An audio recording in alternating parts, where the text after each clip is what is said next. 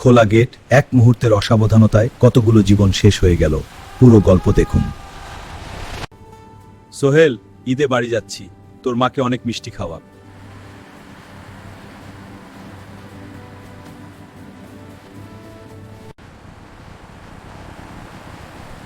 Gate খোলা আছে, ট্রেনের শব্দ শুনছি না, চলুক।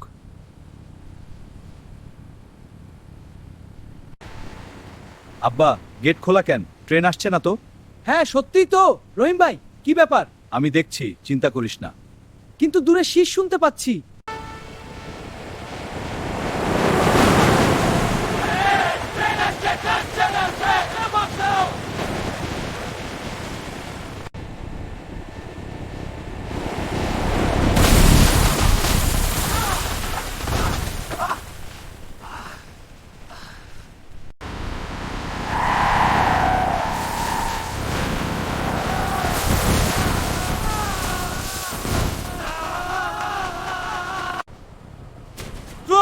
বাসের ভিতরে অনেকে আটকে আছে।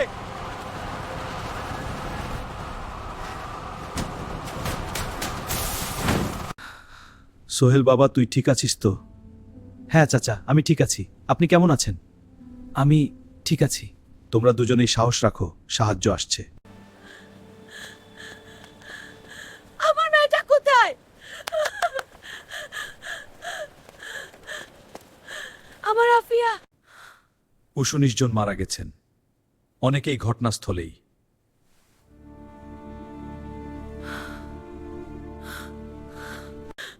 আমার ছেলে, আমার বৌমা, তারা কোথায়? শান্ত হও, আমরা খোঁজ নিচ্ছি। মা, কেঁদো না, আমরা আছি। ওরা ফিরে আসবে তো? আমার বুক ফেটে যাচ্ছে। আমার ছেলে, আমার বৌমা, তারা কোথায়? আমার ছেলে, আমার বৌমা, তারা কোথায়? আমি শুধু বাড়ি যেতে চেয়েছিলাম আমার ছেলেকে নিয়ে। মিরাজ ভাই। চাচা কেঁদো না। আপু, আপু, তুমি কোথায়? তুমি তো ঈদে বাড়ি যা বলেছিলে।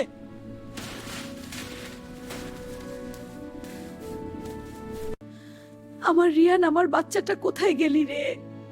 আমার রিয়ান, আমার বাচ্চাটা কোথায় গেলি রে? আমার রিয়ান, আমার বাচ্চাটা কোথায় গেলি রে? আমি অসুস্থ ছিলাম, গেট বন্ধ করতে পারিনি এতগুলো।